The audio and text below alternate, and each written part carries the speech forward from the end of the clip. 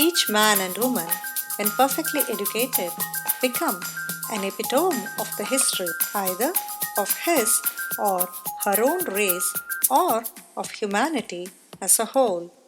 A wonderful quote by Sister Nivedita, born as Margaret Elizabeth Noble, a Scottish Irish social worker, author, teacher, and a disciple of Swami Vivekananda. Hello, my name is Malati, and this is my show titled The Impressive Empress. Here, I talk to women leaders, women who have had a humble beginning and have forged their way to leadership, a position to which they have been elevated thanks to their selfless efforts at making a positive difference to the world. As human beings, we all bring our unique characteristics or personality traits to the fore.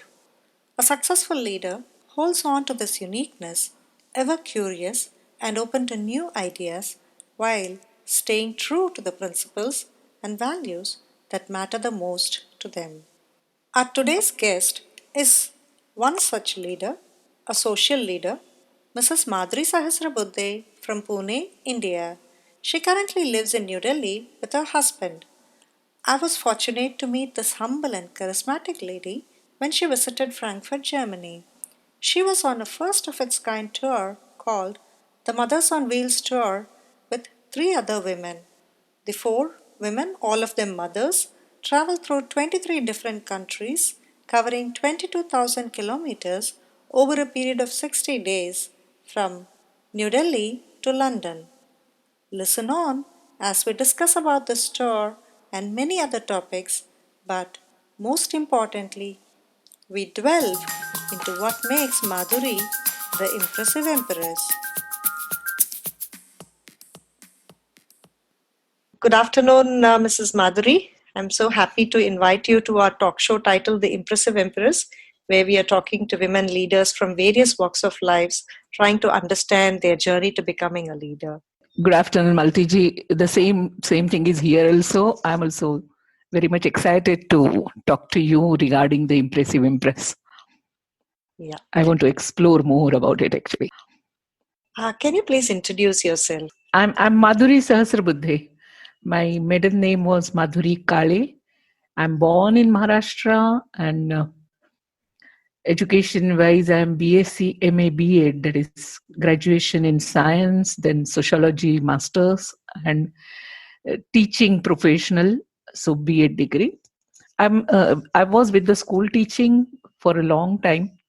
Very recently, I have taken a break from school teaching, and now I have started my own organization called Foundation for Holistic Development in Academic Field. So I'm the chairperson of FHDAF, and we work with the field of education, but not the routine schools or something. Our idea is a bit different. So we'll come to know in the course of time, I think, what about FHDAF and all. So you said you were a school teacher. So which grades were you teaching? I used to teach middle and higher middle classes. That is up to class 10, we can say. And what subjects were they? My subject was science actually. And for class 11, 12, I used to teach sociology because that was my master's. And what motivated you to become a teacher? To be very frank, it was obligation because I was in Arunachal Pradesh for 9 years after my marriage. Arunachal Pradesh is a remote area in India. There were no avenues because it was all jungle. And that is why it was very difficult for me to spend the time.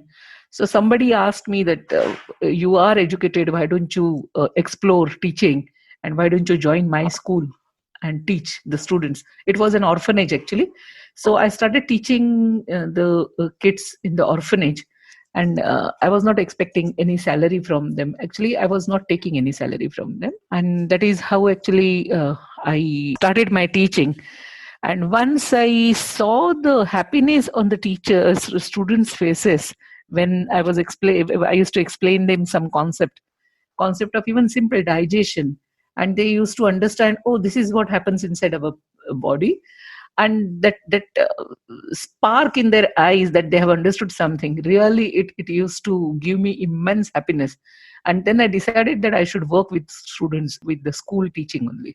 So, how did you build upon becoming a better teacher? What did you do? So, the initial satisfaction that you derive is there. Yeah, it was basically from I used to derive my satisfaction from my students, because when they used to come to me asking so many questions, that means I was creating enthusiasm about the subject. They were started thinking about that topic, and that is why the questions were raised in their minds. That's what I used to feel. And when they used to come and ask me many, many questions regarding that topic, I used to feel that I motivated the students for that topic. When you motivate someone, that becomes the first step of success, I think. Very true. In the 21st century, motivation works like magic rather than Right, right. persuasion. I think Uh-huh. it's a very effective way of working. So, from teaching school students, you said you have now founded a new organization where you're Right. doing a different kind of work. Maybe you want Yeah. to say something about it, please. Due to my husband's position in the government, I was not ready to take any job. But I wanted to work with the education field. And that time only I got a chance to visit Northeast. Earlier, I used to stay in the Northeast for 20 years. I had seen the Northeast burning because a lot of unwanted activities were happening there, like Alpha, like NSCN, like Mizo National Front. All of them, the whole area was disturbed. And then that time I was staying there, I was talking to the people, I was trying to teach the students in that area. 1982 to I think 96, and then 96 to 2006 I was in Northeast. So it was a long duration, and then I saw that the mothers or the parents, they are not aware. Like my mother used to tell me what is good, what is not good, what should be done, what not should be done. Then, and she was not just dictating the terms, but she used to tell us the stories, and through the stories we used to learn a lot. But that type of culture, because it was absent in Northeast, the children there, they were not able to understand anything, and whatever was coming into their mind, they were doing that. And when I studied the things actually about the terrorist activities, or even the underground students, I used to meet them, I used to talk to them. I came to know that they are not well equipped with the information. They do not know anything. Somebody is taking them away from the real situation, and because nobody is there to tell them the truth, or nobody has taught them exactly what is the condition, how to analyze the things, how to understand the things from their childhood.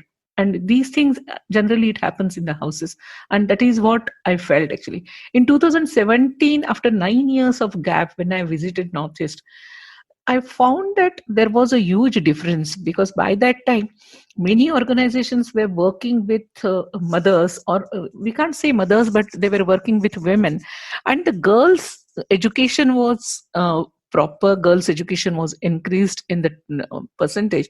And because of that, I think the mothers were having the say in children's upbringing. They knew what their children they want actually to do. Whatever we call it, value education or sanskar in Sanskrit, or in Hindi we call, those things actually I found there in Northeast. And this triggers me actually to think from that point, anybody in this world, are they recognizing the role of a mother? Because I was able to think, I was able to analyze, I was able to analyze the situation, find out the solutions, because my mother used to give me some task at home, because my mother used to tell me the stories, because my mother used to, whenever I used to find difficulty, I used to go to my mother and I used to discuss with her, and she used to give me the both the sides actually. Even if some controversial thing is there, she used to give me the both the sides. This is what is this is what is this, if you go by this road, this may happen, this road, this may happen. She was not telling me that go from this road only. So she was keeping the options open in front of me, and that is how I was grown up. I built my personality, or my personality was built by my mother, I can say. But that part was missing somewhere in the Northeast, and that is why I was thinking we have to do something. We have to do something. So when I got a chance, I started working with this because I believe that the home is a first school of any child. Members of the family, they are the first teachers, and in that, mother is a principal of that family school, we can say, because the child grows in her lap, the child grows in her hands. She has the most intimate relation with the children or with the child, and that is why whatever she says, whatever she tells, the child undoubtedly accepts that in the formative age. And that is why I thought that we should work with the mothers. Now the question will arise in your mind that why should we work with the mothers? Because in the recent days we have found that whatever the condition was, northeast was there, something like that, all over India the situation is arising, because the mothers do not know exactly what is their role. They are giving the birth to the babies, they are nurturing them, they are nursing them. It means they are feeding them, they are changing their clothes, they're washing their clothes. But wherever, whatever that value time is to be given to the children, that is somewhere missing. That is what I feel, I interpret. Though it was not an alarming situation, but whatever situation is disturbing nowadays in India, it is just because of such type of uncare of the mother or unawareness of the mother. That is what I felt, and that is why I decided to work with that. Moreover, I think that in India, we have to revive whatever our systems were there, whatever things are written in Vedas, Upanishads, relevant to this modern time. We have to rewrite or we have to rethink about it. That is what I felt. And that is why I started all these things.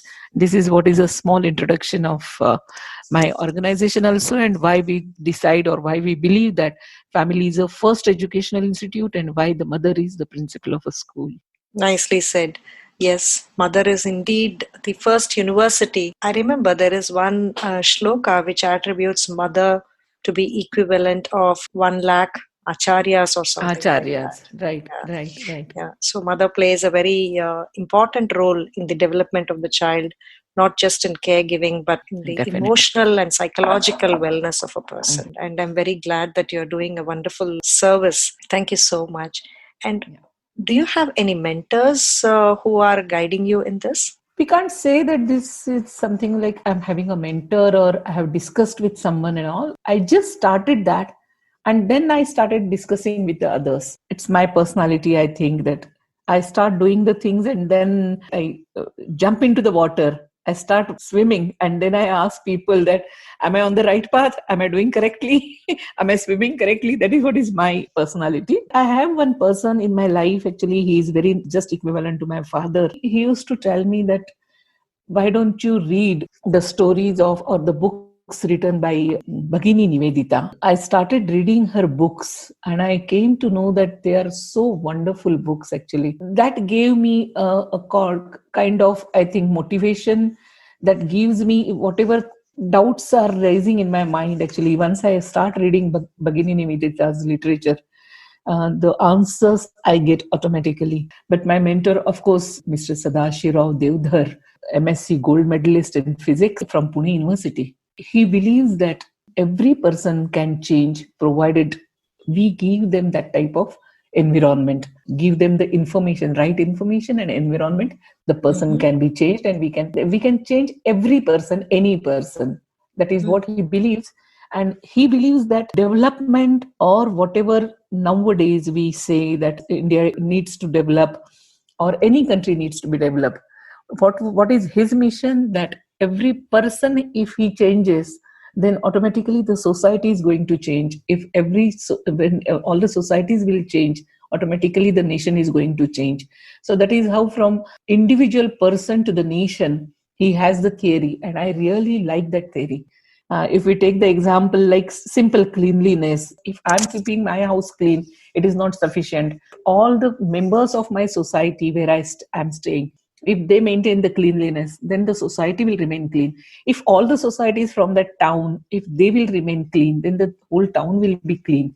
And if such type of all the towns, they will remain clean actually, the state will look clean. And then if all the states of the nation will remain clean, then the nation automatically they will become clean. It's just an example. So that is how actually he says that if every person is developed properly, if it's emotional quotient, intelligence quotient, psychological quotient, or social quotient, if it is good, then automatically the whole society is becomes good actually.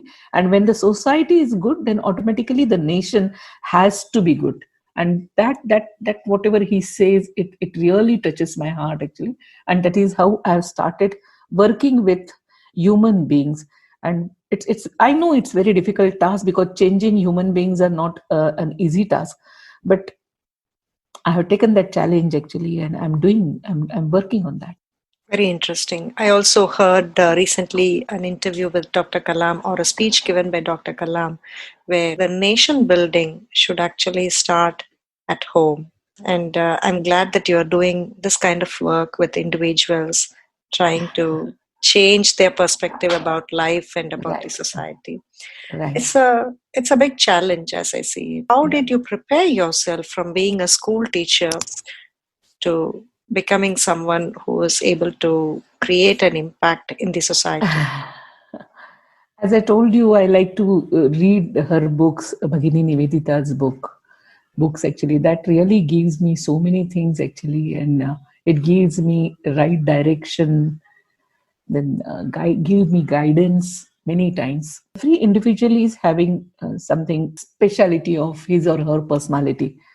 So my personality is both ways actually. It is sort of masculine, because whenever there are unwanted things happening in the society, and if I'm there, then I don't hesitate actually even to raise my hand against the culprits, so that it can be curtailed down then and there, instead of waiting for the happenings and then take the corrective measures. So I raise my voice. Not raising the hand means I raise my voice actually then and there. These are the masculine characteristic I can say, because generally men, they are more reactive. But simultaneously I have a very I can say that I look at the things from the motherly approach.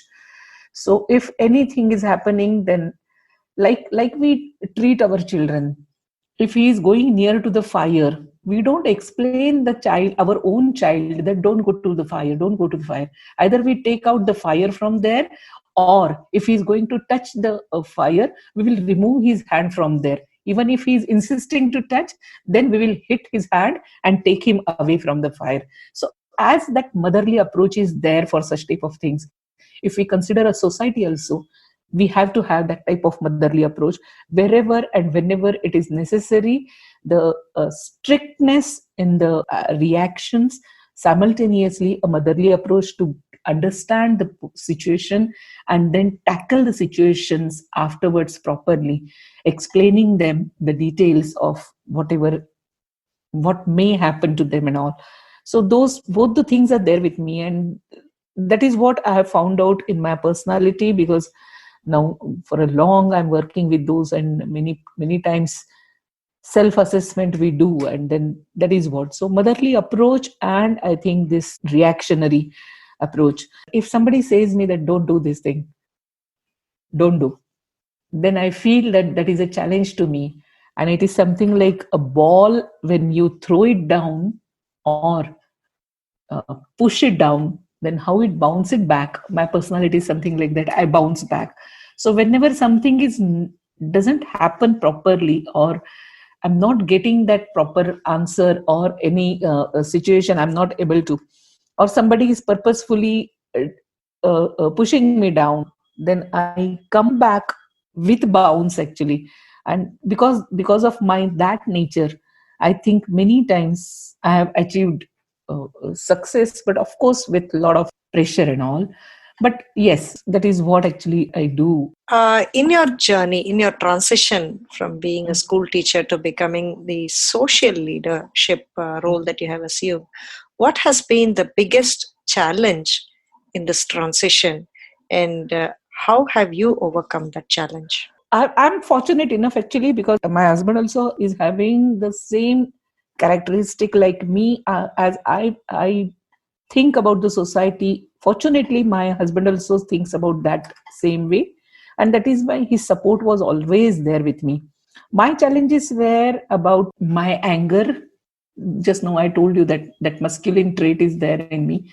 So I used to be reactive. So that was my actually the major challenge, because if you have to work with the people, then you cannot be that react. From the society, from the family, there was absolutely no problem for me, no challenges for me, but the problems were within me. So it took a long time actually to overcome those problems, because of, I told you that I used to be very angry, I used to be very reactive, and due to that, many times actually I have spoiled so many things in my life.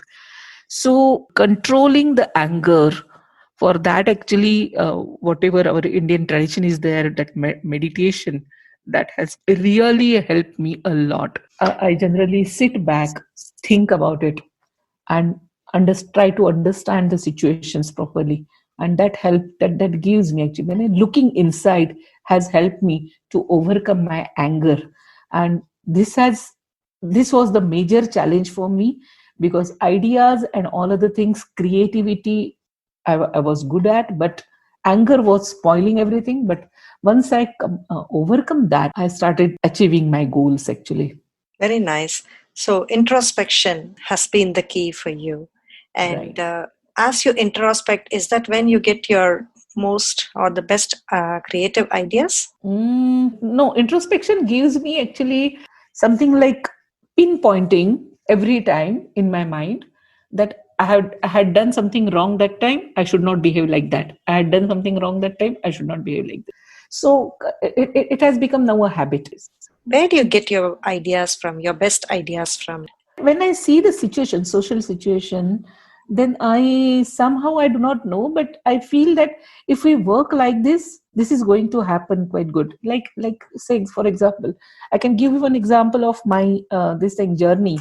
When I was just 23, 25 years old, I was standing on one bus stand, and one blind person, he came there. He was a young boy actually, and he came there to take the ticket of bus. And there only few college going students, they were standing, and they started teasing that blind boy, because he hit at one place to the railing, and he was supposed to fell down. So when I saw, as a third person, I saw that incident, that that blind boy is coming and he hits the railing, he was about to fell down. Instead of helping that blind person, these two three boys, young boys, and they were looking quite nice because their clothes were quite up to date, and must be from a very rich family. I felt, why such type of feelings are there? Why they are not thinking that they should go ahead and help? Of course, while going to help that boy, only those thoughts came to my mind. But then I started thinking about it. Okay, what should we do so that I can train those students, or I can minimum give something, okay, where these boys will understand what is what is blindness, that they will understand. So in a day or two, I think I came to know that yes, this is how we have to do. I do not know how, but it continuously thinking, it erupts in my mind. I decided to organize one camp. We called around I think 90, 100 students were there from the colleges, and we had told the colleges that only the leaders, they have to attend this. I narrated them my experience and what I'm going to do with the students, and the colleges liked that idea. So when the students came to the camp, they were not aware what exactly we are going to do. We had told them that it's a leadership camp. And then after Anubhuti camp, Anubhuti leadership camp.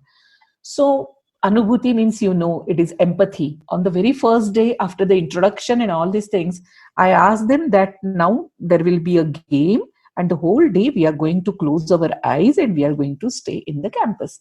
So you have seen the things all around you. You know where are the toilets.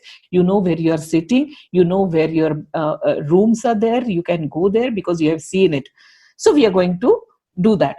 And then one by one, we 50% of the participants, we put the band on their eyes in a way that they will not see anything. And other 50%, we ask them that if any necessity is there, then only you are going to help them.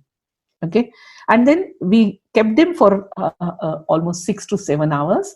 And then the next group's turn came. They also were blindfolded. And then next day, we discussed the students about what was their experience. They were overwhelmed with the experience. And then they started telling ki we had never thought of ki those who are not able to see, they won't see really anything. Because that feelings, that anubhuti, or you can say that experience was not there with the children. So when we started doing all these things, then we did with deafness, dumbness, because we did not allow them to talk. We took a plastic, pasted on their mouth actually, so they were Mhm. not able to speak anything, they were not able to hear anything, they were not, even we tied their hands with the sticks so that they can't fold it. To Mhm. some we fold their hands so that only half of the handles only will be there, and their fingers and all these things, they are useless, they become useless. So something like that, whatever the physical disabilities are there, we try to give them the feelings of that. And after 3 days of such type of workshop, I think whatever those students, their experiences were there, the testimonies were there, they were so overwhelmed actually. They realized that what mistake they have done.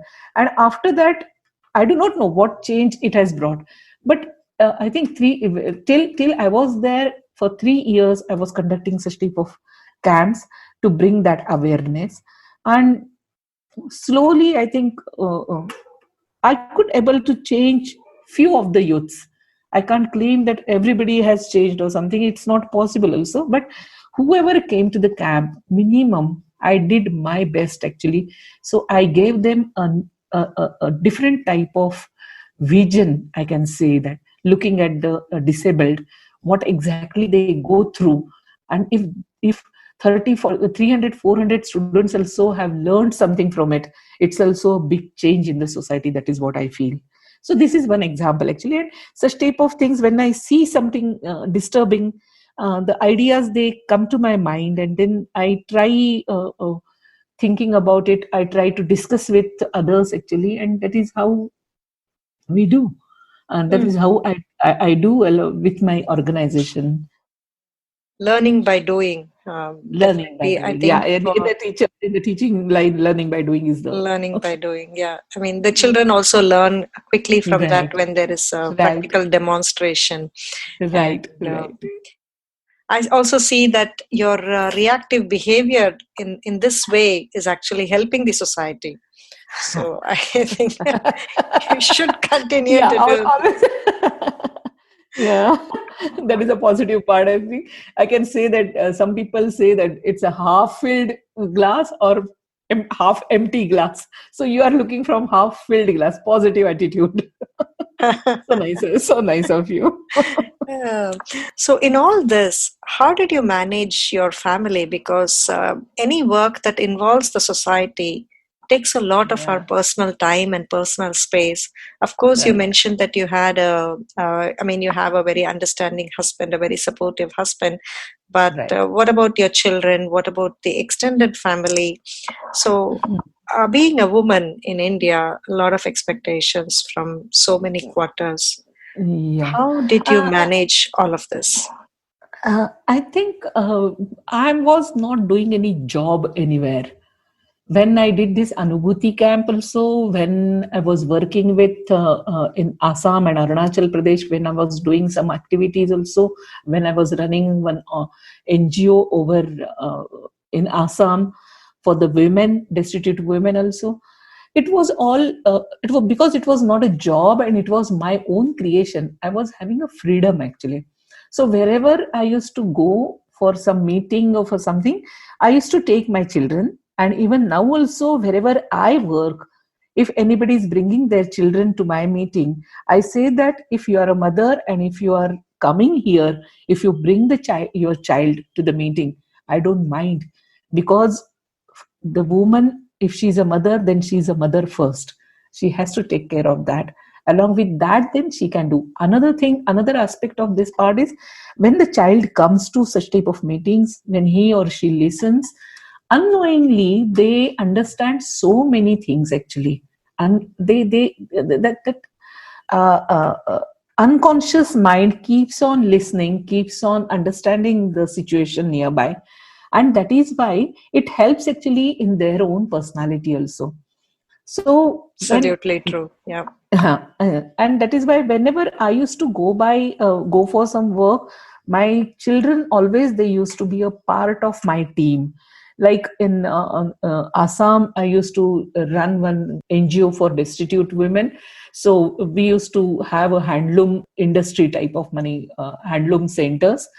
And wherever I used to go to that whenever I used to go to that center and used to work with the ladies, then even my children also, they used to come and they used to start reeling some thread actually, or do some help to the ladies, those who are working.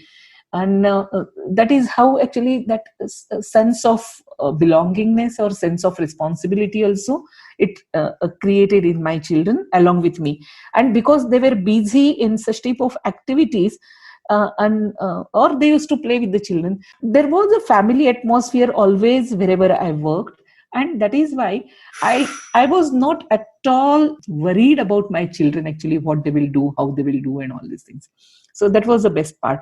So that was about children. About the husband, I told. And because it was all from my side, whenever I have when I have to work, when I should not, I should take a gap or such type of things, that freedom was there with me. It was wonderful. Even my extended family, like my parents, my in-laws, they used to be with me in Assam, Arunachal Pradesh. And that time also, if they're coming, they're going, then those days I used to take a leave. And if they are there, then I used to ask them also to come along and see what I do. And if you are having of course we are having good relations with everyone, but they also feel proud actually when we call them, we show them that this is what I'm doing and all. And that is how actually changes the perspective, I feel. And that is how I was managing the work life balance, you can say. Wonderful. I think you have been very fortunate, very lucky to have people walk along Yeah. with you on the same Right, path as you did. right, Yeah. right, right. I have seen your husband and daughter support you recently. Yeah, right, Yeah. right, right. Yeah. You have done a wonderful job of bringing up your daughter, I should say. Yeah. You can be a Thank proud you. mom. Thank you. Thank you very much.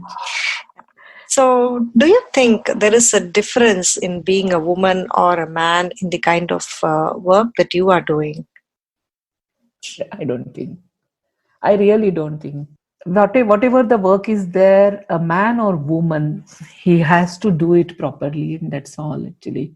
Of course, few of the things are there where only the female can work, like breastfeeding the baby. Man, we can't expect man to do that actually, or giving birth to the child. We can't expect. But apart from these two, I think man and woman, there should not be any change. Of course, physically, the woman is little, what to say, sensitive or weak. I should not use the word weak, but I'm not remembering any synonym to that, where we can say that woman has some physical problems actually. Every month she has to undergo that cycle. Those days sometimes she becomes vulnerable actually in the physical condition. So apart from these two three things, I think male and female, they are same. Their attitude, if they have the same attitude of work, I did not find any time anywhere that I am lesser than any male. May it be driving by scooter on the hills, or taking the child on the back and climb the hilltop. I never find any difficulty. So it's in your mind. That is what I feel actually. Hmm. You are one brave woman having rallied three more women with you to do the first ever Right, Mothers on Wheels right, right, right. across so many countries. And Precisely. That is also one of the example actually, because generally driving and these things, especially in India, we found it. It's a prerogative to male. They only male should drive, and female women, no, they don't drive. They just sit nearby, and then. And many times actually the women also, they feel that they should be treated like a doll, they should be pampered like a doll and all. So, but that's what I told you. I have that masculine and feminine, both the characters, and that is why I think I feel that why shouldn't I? And that is how I did that Mothers on Wheels experiment. It was an experiment, and it was a wonderful experience, I think, through and through. Yeah, and along the process, you have impressed so many other women, and Yes, yes, yes, I'm yes. happy to be one of them. Thank Right. you. Thank you for that. I should So say thank you, actually. Yeah. we come to the last section of our talk, actually. Yeah. So in all this, how do you measure your success, your personal success or your professional success? How do you define success? See, for me, success is nothing but to achieve a goal. If today I have kept a goal in front of me that I should walk 5 kilometers, or every day I should walk 5 kilometers, and I'm doing that. One day I'm not able to do. Then on that day for my that goal not successful. So successful is nothing but to achieve the goal. Actually, whatever goals we keep in front of us to achieve the goal. So, and each one had different goals actually. So, and another thing, that trying to achieve the goal means you know where you are when you start the process of achieving the goal. You try to achieve the goal. Whether you reach there or not, we do not know. But minimum you started walking on the path of the that path. That itself is a success for me, because success, we can't say that reaching the goal only will be the success. Walking on the path is also success, because today or tomorrow or day after tomorrow you're going to reach the goal if you know the path correctly. So understanding the path, started walking on the path, and then reaching the goal, all these three processes, as per me, they are success only. So that is what I will say actually, about, from my point of view, the success is something like this. So it's each for one's own. It's not dictated by somebody else, and it is very No. subjective. Yeah. Yeah, yeah, yeah. No, not at all. It has to, you have to decide something and you have to achieve that. Mm-hmm. What characters or what traits in you kind of has helped you see the success the way you have seen? Or what qualities in you has helped you Huh. along the way Yeah. through your life journey? If you have to keep the goal in you continuously, you start thinking about it. So that is one thing actually. So if you forget your goal due to some other things, like say for example, if I have decided that I will be going for a walk, once again we will take that example, going for a walk for 5 kilometers every day, and then one day, because of my laziness, I don't go, or I forget because someone has come to my place and I forget to walk because I started talking to them, that person. If you're forgetting your goal, it means you are going away from your success. It should be there in your mind. That goal should be there always in your mind. That is one thing.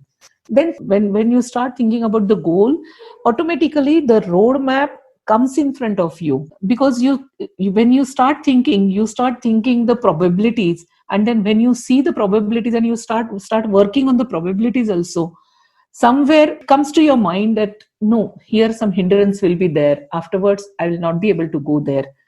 So you keep on, that probable solutions are there, you keep on applying in your mind, and then one time you come to know, okay, yeah, this is what is my road, and now I should walk. And then once you start that, and that is I think that sitting quietly and thinking about the problem, or I don't need to sit quietly for a long time actually, but it remains in my mind. Even if I am watching the TV also, something is in my mind, and it keeps on going in my unconscious mind, subconscious mind. And then all of a sudden I get the idea, this is what we have to do. So it is, of course, I feel that it's nothing but a training. So if we give the training to our mind, then it happens actually. That is what is my observation, or it happens with me, and that is what I tell. Becoming more mindful of what Yeah, we do. becoming more mindful. And you have to start thinking, not you have to start talking to yourself. Hmm. That is So, and introspection. And introspection is something we analyze the things Hmm. actually. Hmm. Here, instead of talking to others, you Mhm. start talking to yourself, and then in you there are two three personalities, and they keep on giving you the solution. That is what I feel actually. See, every person is having two personalities definitely in him, personalities, or I can say two persons in him. One is good, one is bad. That is that sure. And that is why many times when we start doing something bad thing, someone in our mind keeps on telling us that don't do this, this is not good, don't do this, this is not good. But then if the wrong mind is, or the bad mind is overpowering the good mind, then what happens? We do that thing actually. And that conflict is continuously going in our mind actually. So that is why if we start talking to ourselves, something good also tells us something, and something bad mind also tells us something. So we have to analyze that, and we have to find out the way. That is what minimum I do. I do not know how much I'm able to explain to you, but this is what I feel. Whenever I used to talk to my students, or my to whom I do counseling and all, I asked them that when you do, there was a case actually, the boy was stolen something in the school, and because I was a principal, the case came to me, and I asked the boy that, why did you feel that you should steal? He did not tell anything. So then I asked him that, had you ever heard the voice in your mind that when you were stealing something, somebody is telling you that don't do that, don't steal, it's not good. So instantly he told, yes, ma'am. It came in my mind. But then I told him, why didn't you listen? Because because I wanted to do that. Then I explained to him that there are two minds. One tells you good thing, one tells you bad thing. So it's up to you. You have to listen. And if you listen to the bad mind, you are going to be blamed by everyone. If you're listening to the good mind, everybody will praise you. So you, what you want, you have to decide. You want to get blames, or you want to get praises. And that is how actually I used to tackle with the students. That is because my mother had told me such type of things. When I introspect, I found, yes, there are two minds. And then I started training my mind actually in a way. My mind only tells me about such type of thing, and I do that actually. So but of course, it's not that I don't talk to others. I do talk to others, and then other people also gives me something inputs, and then I think about that, whether I'm correct or they are correct. But one thing, I listen to all, but do whatever comes to me actually in my mind. You are the boss of your decisions. Yeah, I'm the boss of my decisions, and that is why if the decision is wrong, I take the blames. I don't mind. I don't hesitate, and I take the praises also if the things goes correctly. So both the things are mine. And all this happens, when you take your Mm. decisions, some of them may backfire, but more often than not, when you take the decision and it works out successfully for the goals that you have set, it Mm. could mean that we become proud and proud of the fact that we are able to achieve more and more. Right. More. So, Right. how do you handle that emotion? In that case, I think I have given the whole this thing responsibility to my husband. He has to keep me down. Okay. You have to let us into that secret now. Yeah, no, it's I feel that sometimes that I'm a kite, that with the help of thread only I'm flying here and there, but the control is somewhere, and that we have to give. Otherwise, as the kite, it gets cut sometimes, and then there is no direction, and it goes floating here and there, and one time it falls down actually. And if we don't want to, then there has to be some control. There has to be a thread which is connected, or which is grounded, and that keeping me grounded, I have given the thread actually to my husband's hands. So whenever I do such type of thing, and not even my husband's hand, my husband hand and my children's hand actually, because many times my children also, they tell me that you're going little more, ma, come back, it's okay, enough, something like that. Hmm. So somewhere we have to give them, and when my children tell me like this, I really feel proud. I feel proud about my children also. They know to where to stop. They know to tell me where to stop. It means in their life also they will be knowing where to stop. And if they do not know, then I am there to tell them, and they will equally listen to me. So that is something like a family part, actually, we can say. It's not that in with only my thread is in my husband's hand. My husband's thread is in my hand. So whenever he goes above sometimes, then I pull him down, actually. So come down. So we have to be here only, something like that. So we have given the threads into each other's hands, actually. So Wonderful. it, Wonderful. Family supporting one another yes, family supporting one is the another. best one can ask for. Yeah. Precisely, really, really, really. So, in today's context, Madhuri ji, what do you think is the biggest barrier for a woman to step into a leadership role? Her own self, if she decides, she can do anything. The only thing is whether she decides or not. To be very frank, there is nothing in this world which women cannot achieve, Hmm. really. Hmm. But many times we find that even the small, small things, the women, they they need the help of somebody else. A simple thing, they now in India, sometimes we find that actually the women, those who want to go from their house to a nearby area, they Hmm. need someone to take them there. And I get, I really surprised. What? Today's world, such type of ladies are there. It means that shows itself they are not strong enough by mind.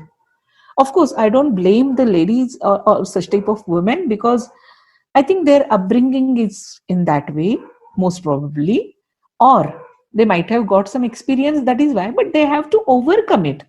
And that not overcoming it, not overcoming such type of things, and feeling proud to be dependent on someone or not taking the decision, that hurts me a lot, actually.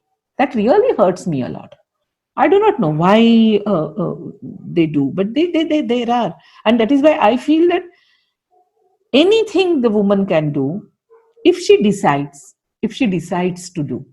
And if Mhm. she decides, because I feel that woman is a born leader, because she knows how to take along with others, because she is a mother at heart. Every woman is mother at heart.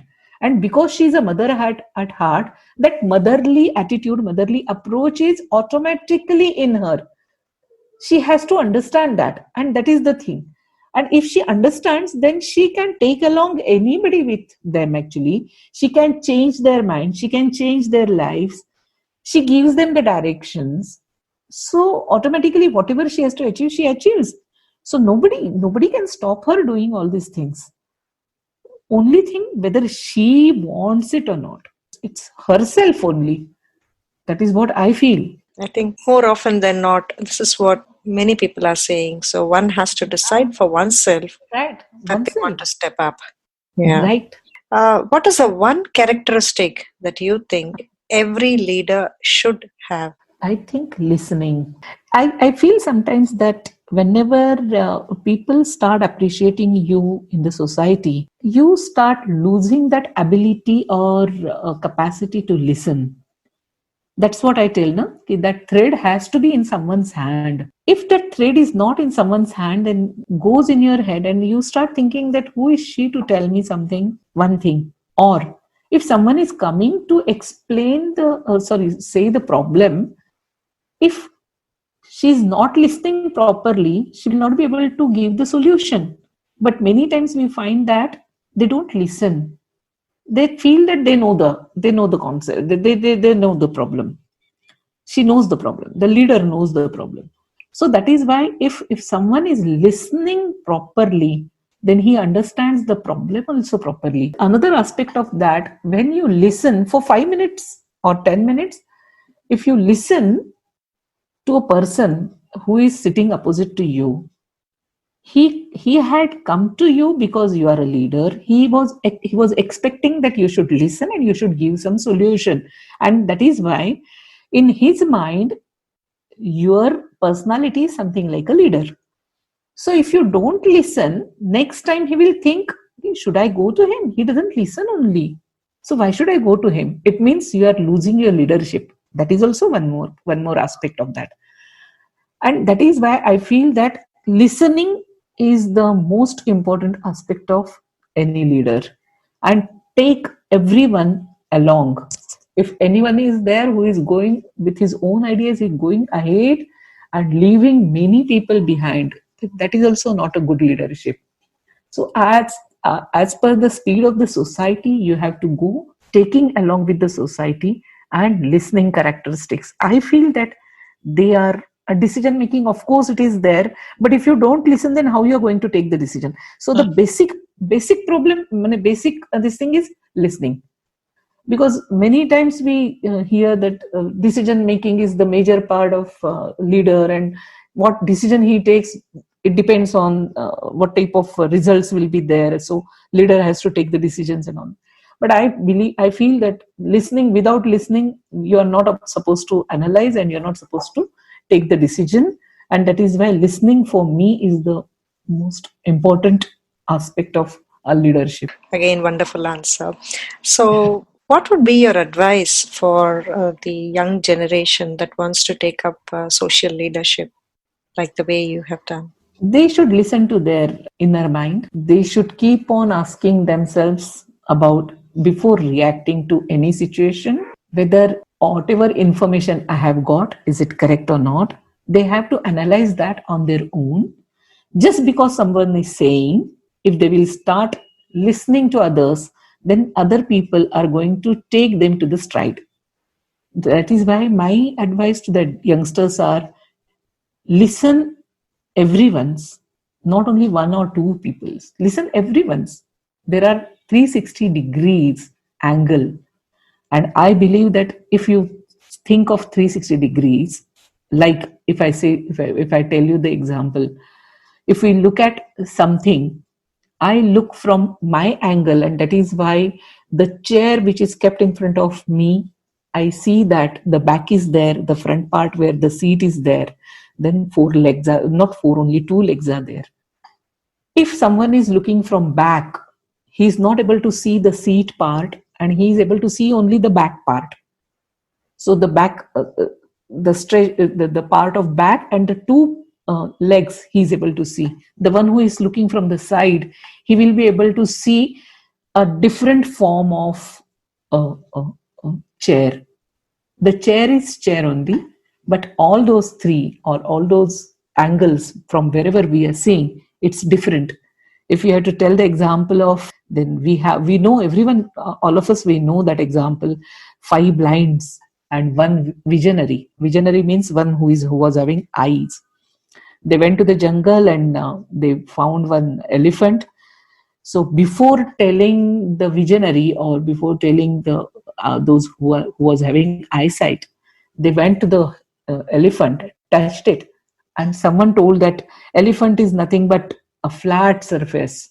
Elephant is nothing but, so other told elephant is nothing but a jhadu. Jhadu means broomstick.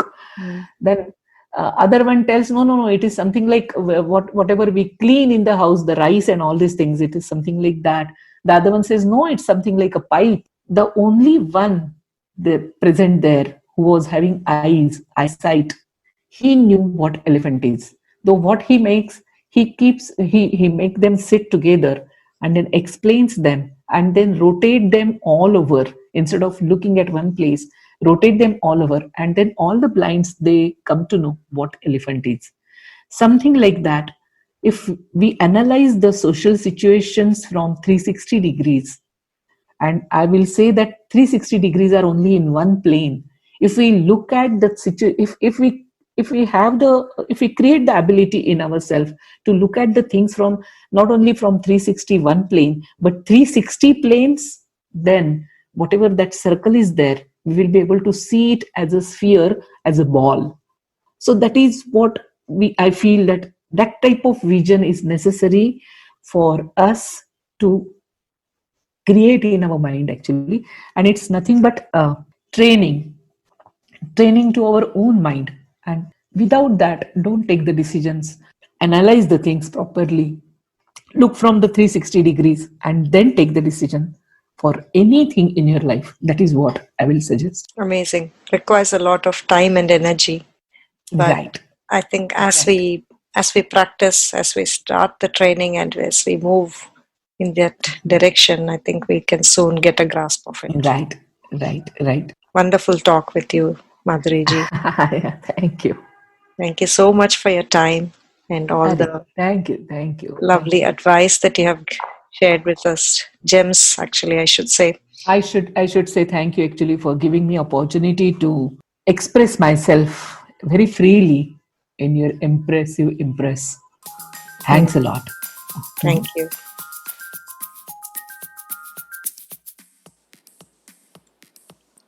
Change begins with one person at a time. With this deep belief and a motherly approach that makes room for compassion, understanding, discipline, strictness, inculcating values, and acting appropriate to a situation, she works with the society at large to bring about a transformation for a better tomorrow. Thank you, Mrs. Madhuri Sahasrabhudde, for the wonderful work you are doing. Salutations to such inspirers in our lives. Thank you so much for listening in. I hope you liked this conversation and found it inspiring. If you think this could help transform minds, please share this with friends, family, associates, anyone. Do you have a question that you want me to ask our next guest? Do write to me at empress at bhogya.online.